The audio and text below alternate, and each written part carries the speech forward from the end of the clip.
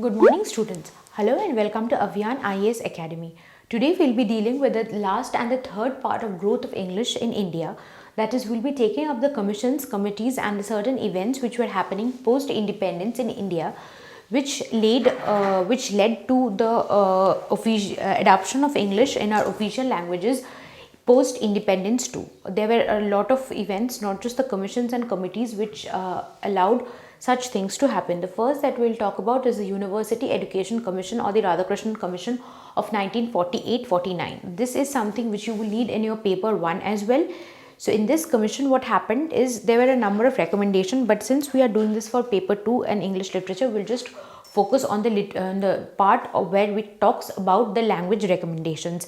But minded that we have to be very thorough with this and Kothari Commission for our paper 1 as well, because a lot of questions keep getting asked from those parts.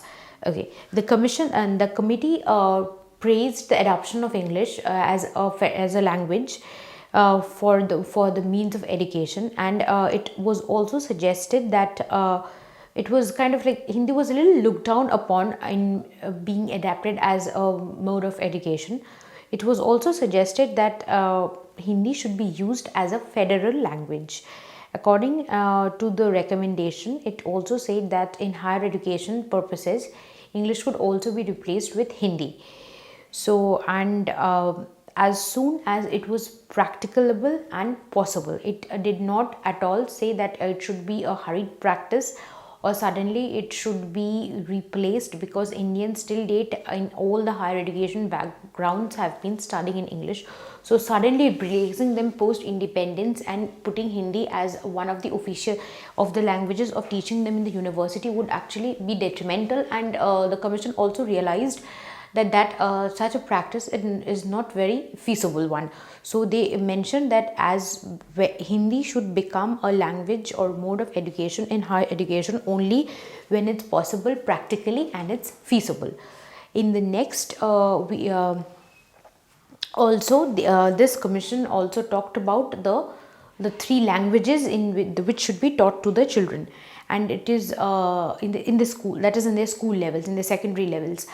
How even till this date we are following this idea of teaching the people, of teaching the children only when it is, unless and until it has been replaced with the Educational Act of NEP 2020. In this act, what was said was that the learners should learn three languages: a regional language, a federal language, and English. So that meant that in the Hindi heartland there should be one language from down south which should be taught, and in down south there should be Hindi taught as one of the languages. So that is the three language recommendation which was followed in this commission. In the next, we'll have the Secondary Education Commission. In the Secondary Education Commission of 1953, it was said that English should as of now be continued as the official language of teaching, and it would only be replaced somewhere after 1965. After 1965, it was said that English would be considered as a subsidiary language. However, what happened in between was, since 1937, with the imposition of Hindi, that is pre-independence, with the imposition of Hindi as one of the modes of teaching, there were riots happening all over in the down south, and mostly in Tamil Nadu region. So what, along with this, what happened post independence, the people who were forming these commissions and committees were trying to make Hindi an important part of official transaction of languages also. However, what happened was, down south it wasn't taken very it wasn't accepted as much as it was done in the Hindi heartland. So what happened in 1937 was, with the introduction of Hindi, the compulsory study of Hindi in the Madras presidency, what happened is, like, there were altercations happening between the political parties and the agitating parties, in which two people were also killed.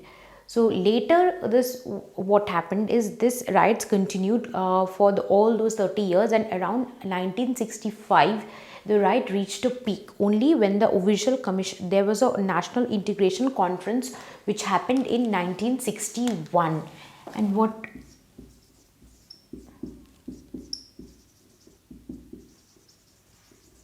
the National Integration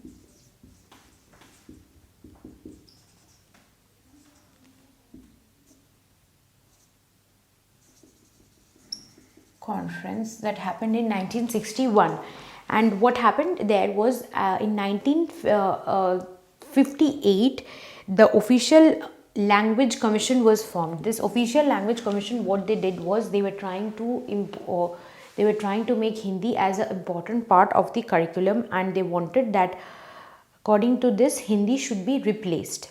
And after 1965, that was the doing of this official language commission. However, with the anti-Hindi riots, it was becoming extremely difficult for the government or the educational committees to make this sudden change, because this was not at all being taken in a very good way. So in 1965 we have this infamous anti-Hindi riots, and in 19 so what happened with this is the commission of 1958 got repealed in 1963 and was amended in 1967 further, in which it was said that Hindi, the official that the proposition which was given for that was Hindi would be taken as an official associate official language. In 1967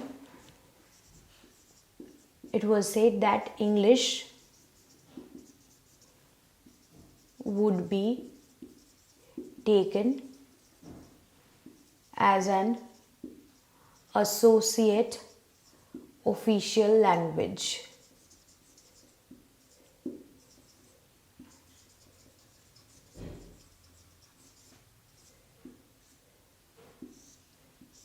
So that meant that there was no hurry to remove English and put Hindi in its place. So next will come to the Kothari Commission of 1964 to 66.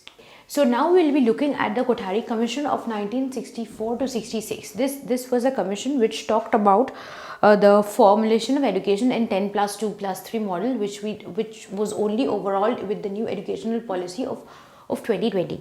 In this, there was the recommendation of the language remained as almost the same. It was like that Hindi shouldn't be hastened and English shouldn't be hastened and taken down as a method of model of communication, but it also had opened the reservations that we could take up English as well as Hindi for being taught at both schools and college levels. However, before that also there were a few important things which were happening, that is the formation of UGC in 1953 and UGC getting its autonomy in 1956. And in the Kunzru Commission report of 1957, it was said that the transfer of the from English to the Indian languages as a mode of communication or education shouldn't be hastened, because that would like disrupt the entire system of education. And in the report it was also said that the indigenous in native or the native languages should always be studied as a second language, but they should both should be studied, but English shouldn't be suddenly removed from the curriculum as such. And in 1958 we will have the formation of the English and the Foreign Language University, and in 1961 we'll have the formation of the NCRT. So along when the Kothari Commission report was adopted, we will go on to form the National Policy on Education of 1968. That would give all the major ideas about what kind of schools we should have, and it of course takes up this same language recommendations of the 3-language formula as well as the 10+2+3 model of education, and what kind of schools we should have, about the vocational education, about the secondary training. All these were done in this. And then we'll have the National Policy on Education once again in 1986. So that few of the points from the above commissions were taken, and in order to review what kind of a commission or policy that was formed in 1986, we will have the 2 joint commissions of the Ramamurthy Commission of 1990 and the Reddy Commission of 1992. In Ramamurthy Commission, it was said that it should be an inclusive it should make it an inclusive environment of including all the languages of Hindi, English, and that they suggested that Hindi should be taught, but English should also be taught. however as a foreign language. And the next, these are known as the twin committees. The Ramamurthy and the Reddy committees are the twin committees which were formed to evaluate the national policy on education of 1986. So in this Reddy Commission talked about the adult continuing education, the importance of female education, the vocational training, and all this. So, and in the next trademark moment we have that in the education history of India is the NCA for the National Curriculum Framework of 2005. In what happened in the National Curriculum Framework of 2005 was, till now we had an education which was centered on the development of the in which the students were taken as a passive receivers of education. But what happened in 2005 with the National Curriculum Framework was, it was decided that the students should no longer be the passive receivers of education. Instead, they should be the active learners, and it should be a two-way process. And we started focusing more and more on the two-way interaction between the teachers and the students. And it talked about also the kind of classrooms which should be there, the colorful classrooms, the use of materials, and how the teacher should help in doing that. So it was an all conclusive idea about what subjects should be taught. However, the essential idea about language, that still remained. The three language formula still remains in the in 2005 also. And in the national curriculum in the framework for the teachers, NCFTE, that's for the teachers, in 2009, it talked about how the education of the teachers should be revamped and how they should be made a lot more. After that, we'll have the Sarva Shiksha Abhiyan and all, where the teachers would be sent to educate the other children. So that is one part of their teachers' education, how they should be developing on the vocational training, how they should be better equipped to teach the students. These were the few recommendations made for the teachers with the 2009 commission. And finally, the last year we have seen the releasing of the NEP, that's NEP 2020. What happens in NEP 2020 is it is after the first 34 years of after the last education commission that we have this overhaul. And in this overhaul, what is being said is, like, we have an increased importance of the mother tongue. It is being said that the children should be allowed to read and learn in their mother tongue. We are somewhere just going back to where the point from where we had began. That's in the Charles Dispatch, in the Woods Dispatch, in Charles Woods Dispatch, where it was said that the children should be allowed to learn in their own native languages. And again, in the educational policy of 2020, we will have the same things being said. But however, it is being taken as the commission has been received with mixed reviews. However, it's mostly favorable one, because we are focusing on teaching the mother tongue to the children, and probably teaching in mother tongue would help the education to reach a further impact, rather than just teaching them in English and alienating them from getting educated at all. So it is suggested that till class 5 they should be taught in their mother tongue, and if possible till class 8. And also another very important thing that has happened is, we have in all these educational commissions and committees which were there, they had talked about even the teaching of Sanskrit also, but not so much as it is done in the national education policy of 2020. In this educational policy of 2020, what has happened is, we have talked a lot more about the increased emphasis on teaching Sanskrit as a medium of communication. Also, in this educational policy of in NEP 2020, we have adapted the Nai Talim system, that we have borrowed from Gandhiji's system of the Nai Talim. And in NEP 2020, the one more important recommendation that has happened is the overhauling of the 10 plus 2 plus 3 years of education. Now we will have the first 5 primary years, which will begin with the almost what we earlier used to know as the play schools or something like those. Then the LKGs and the UKGs, and then class 1 and 2. Till class 2 will be taken as a primary form of education, that is the first 5 years. After class 2, from 3 to 5 would be the the first 5 years would be called the foundational course. Next would be the introduction before the secondary, the middle school, that is 3 to 5. 6 to 8 would be taken as the middle school, and from 9 to 12 it will be taken as the secondary schools. So now the educational division would be 5 plus 2 plus 2 plus 4. Sorry, 5 plus. So this would be the first 5 years. Then this would be the foundational course. The first 5 years would be the foundational course. From class 3 to 6 would be the introduction to the middle school.